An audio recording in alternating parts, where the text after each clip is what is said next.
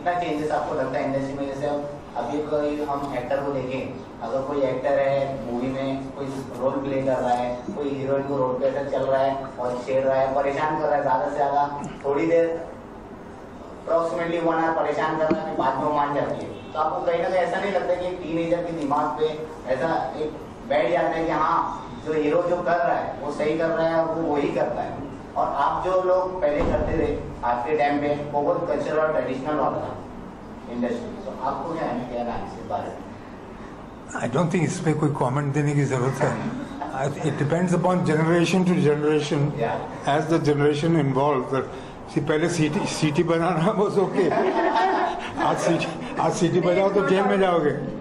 या I mean see we were brought up in a time where these were aspects of growing up, teasing girls, सीटी बजाना, the whole thing of the Krishna theory. अब अभी वो राम के रूप में. Now everything is different. So every generation goes through a certain change, and it's for the good. I think everything is evolution basically. और आपको ये समझना चाहिए. बाकी good and bad is the same in everybody. सबको पता है क्या ठीक है, सबको पता है क्या गलत है. करेक्ट? ऐसी कोई बात. I don't think there is anybody who doesn't know that. और सिनेमा जो है वो हमेशा अपने जो उस काल का, उस वर्तमान काल का दर्पण होता है, रिफ्लेक्शन. जब उस तरह से जो 1940 के जो यंगस्टर थे वो अलग थे, वो देशभक्ति वाले थे. फिर 60 वाले वो शादी वाले थे, 80 वाले रोमांटिक वाले थे, अभी अग्रेसिव वाले हैं. अभी तो 2-3 गर्लफ्रेंड भी रख के स्टोरी बनाते हैं, लाइफ में भी ऐसी है. तो जितने भी फ्रेंड्स हैं, जो जनरेशन है उसका वही जनरेशन स्क्रीन पर आती है. तो देखने वाले भी जवान, बनाने वाले भी जवान और कहानी भी जवान अपने समय के अनुकूल हो. तो इसलिए समय का बदला. सिनेमा तो नहीं बदलेगा, सिनेमा वैसे ही बदलेगा. लेकिन आज का जो पिता है, जैसे आज का पिता रो रहा है, आप फिल्मों में ही देख रहे हैं, पिता उतना ही रो रहा है जितना रोना चाहिए. आपको लगता है आगे चल के टीनेजर नहीं करते? आगे क्या बोलो? एक बात कहना चाहूँगी कि एटलीस्ट लिसनिंग विद में जो हमारी ट्रेनिंग में हम ट्राई करते हैं कि हम हमारे स्टूडेंट्स को सेंसिटाइज करते हैं इन बातों पे, चाहे वो जेंडर वर्कशॉप्स हों, चाहे वो कैसे आप एक मुद्दे को लेके, एक सोशल इशू को लेके आप सेंसिटिवली उसको कैसे बता सकते हैं. तो ये जो है उनकी ट्रेनिंग का एक 3 साल में उनको हर टाइम वो ट्रेनिंग मिलती रहती है. तो मेरा होप है कि ये बच्चे भी आके सोसाइटी की ही पिक्चरें बताएंगे, उनकी मतलब फिल्मों की स्टोरीज वही होंगी, बट यस वो सोशली रिस्पॉन्सिबली वे में भी दिखाई जाएंगी. तो I am hopeful for future. क्योंकि मेघना जो है बहुत वर्कशॉप लेती हैं, चाहे वो वुमेन रिस्पेक्ट की हों, ह्यूमन रिस्पेक्ट की हों, डिप्राइव्ड लोगों की हों, पुअर की हों, हैंडीकैप की हों. तो इनकी काफ़ी वर्कशॉप सोशल भी रहती हैं, ताकि जो बच्चे 2 साल पढ़ते हैं काम करवाते हैं, हम एनजीओ में उनको काम पता चले कि how do people live in these societies, how do they become film makers. वो स्टोरीज कैसे बताएंगे उनके बारे में अगर वो विलेज में जाके काम नहीं करेंगे. तो ये स्टूडेंट्स को बहुत एक्सपोजर मिलता है रियलिटी का, और यही बेनिफिट है फिल्म स्कूल में आने का.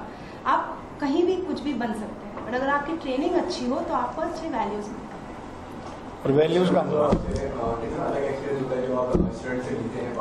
सॉरी कितना एक्सपीरियंस होता है?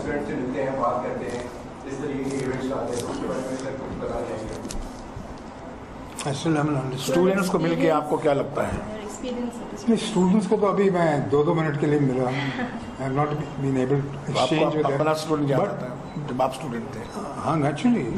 आई मीन ऑल दिस सेरेमनीज जो होती हैं, कॉन्वोकेशन हो, ग्रेजुएशन हो, ये है, ये सब आपको याद दिलाती हैं अपने टाइम की. But we all went through different systems, different times, different teachers, different thinking, different conditioning. So, but what I see, the faces of the students, जो मैंने देखा आज, they're also excited, they're also, beaming with joy. Confidence levels उनका हमारे वक्त से बहुत ज़्यादा है. Even जब लोग फिल्म इंस्टीट्यूट पूना से ग्रेजुएट होके आते थे, चाहे वो टेक्नीशियंस हों, एक्टर्स हों, these students are much more confident than those students was, because internet has opened up, information has opened up, so much thing has opened up. There's so much available. I mean, they don't just have to learn from a teacher, they can learn from anybody on the net. There's so many talks, there are so many this. So the world is open. हमारे ज़माने में तो mobile phone भी नहीं था. हमारे ज़माने में अगर हमारी गर्लफ्रेंड का फ़ोन आता था स्टूडियो में तो उनको बोलना पड़ता था कि 1:15 पे फ़ोन करो और तब मैं फ़ोन के पास आऊँगा। तो एक ही फ़ोन होती थी स्टूडियो में और लाइन लगी रहती थी फ़ोन करने वालों की और फ़ोन रिसीव करने वालों की। And can you imagine today mobile phone, I mean this communication, I mean you had to, those were very hard times nowadays, very hard times. Garmi, no air conditioned studios, the infrastructure that we had, the way we used to travel, God, hotels इस तरह की थी। आजकल तो आप तो जन्नत में आजकल, I think all the actors. Vinod ji, sir अगर आपके टाइम पे सर बात करिए तो आपके स्कूल और कॉलेज में सर क्या क्या मेमोरीज रही सर जो आप शेयर करना चाहें sir? Memories of my school days. See, my memory, to sum it up, I was always very confident of my mind to something. I knew that I could do it. Totally fearless. No fear of anything. You know, whether it was your parents, teachers, whether it was your colleagues. And that got me into a lot of trouble also. But at the same time, it made me so, you know, confident and absolutely self-independent of anybody. So उस तरह से I think, but you know, everybody goes through life in his own way. I've been very special. I've been very grateful that I've lived such a life that I think very few people can even dream of living. And sir जिस तरीके से आज के time में sir biopics का जो trend चल रहा है तो सर आपके लगता है सर किसी तरीके से आर.डी. बर्मन सर के ऊपर कोई बायोपिक बननी चाहिए? आपकी आवाज एको हो रही है, मेरे को सुनाई नहीं। आर.डी. बर्मन के ऊपर बायोपिक बननी चाहिए। Yes, बननी चाहिए। R D. Burman, of course, my God, he was such a genius. बन रही है ना, कोई बना रहा है। हाँ सर। सर आपके द्वारा सर मोस्ट सूटेबल एक्टर कौन सा होगा सर अगर आप अगर क्या factor? Suitable actor to act as. Sorry, I'm not a casting director. Casting director थोड़ी I'm not a casting director. वो डायरेक्टर है। सर जैसे हम देखें आज के टाइम पे जब फिल्में बनती थी तो इतनी डिफिकल्टी नहीं होती थी गवर्नमेंट से या पॉलिटिक्स से किसी से भी, मतलब फिल्म को रिलीज करने में। आज के टाइम पे बॉलीवुड फिल्म इंडस्ट्री में ऐसी प्रॉब्लम चल रही है कि मूवी लीक्स हो रही है टोरेंट साइट्स पे और सेंसर बोर्ड कॉपी निकल रही है। मतलब प्रोड्यूसर के मतलब what do you want to say about that? No, I agree. I mean, there will always be, you know, some. Thief तो हमेशा ही जिंदा थे और हमेशा रहेंगे। See, everything. चोर जो था पहले भी होता था, 200 साल पहले, 100 साल पहले, 50 साल पहले, वो अपना तरीका निकाल लेगा। अगर आप बोलेंगे चोरों को रोक सकते हैं तो नहीं रोक सकते, पर ये 2%, 1%, 5% नहीं रहता है। 90% चोर नहीं होते। 90% लोग फिल्म देखने वाले तरीके से ही फिल्म देखते आपके हैं। हिसाब से कौन लीकेज पहले भी कॉपी के मतलब वीडियो जो आ रहा है वो पूरा अब इसके बारे में तो हम टिप्पणी कर नहीं सकते क्योंकि हमें केस नहीं मालूम है, लेकिन यह है कि लीकेज होना, पायरेसी होना, ये हमेशा शुरू से ही हमारी प्रॉब्लम रही है। But we must accept this fact कि before the Vajpayee ji government came into being, film industry was not recognized as an industry.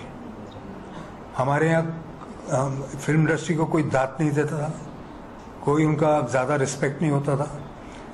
जब भी कोई प्रॉब्लम गवर्नमेंट पे आता था उन दिनों में तो इनकम टैक्स रेट्स हो जाते थे एक्टर्स पे और हेडलाइंस सब हो जाते थे कि इसको रेट कर दिया, उसको रेट कर दिया, जो भी खामियां गवर्नमेंट में होती थी।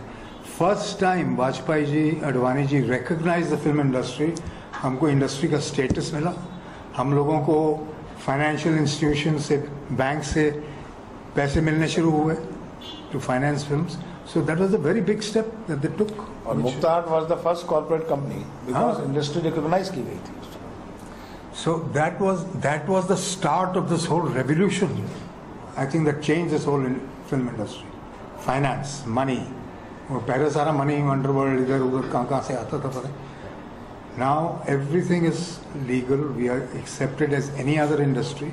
Professional. Insurance for films, I think things have changed a lot. If you talk about then and now, yes, they had other challenges. Like he said, there was no air conditioning in the studios. Today we may have air conditioning, but then there's technology for piracy to happen more easily. So I think we must accept that life is always going to be a balance between good times and bad times, and we have to face these challenges. This generation has to face these challenges. So I think that's summing it up. Subhash ji, खलनायक का sequel देखने मिलेगा हमें? खलनायक returns का भी चर्चा है। मैं इस वक्त बिल्कुल विस्ली वुड्स के 10th ईयर के कन्वोकेशन में बैठा हूँ। एक मुलाकात फिर करेंगे जब हम खलनायक की बात करेंगे और खुल के बात करेंगे, 1.5 घंटा बात करेंगे। Thank you very much. Thank you. Thank you.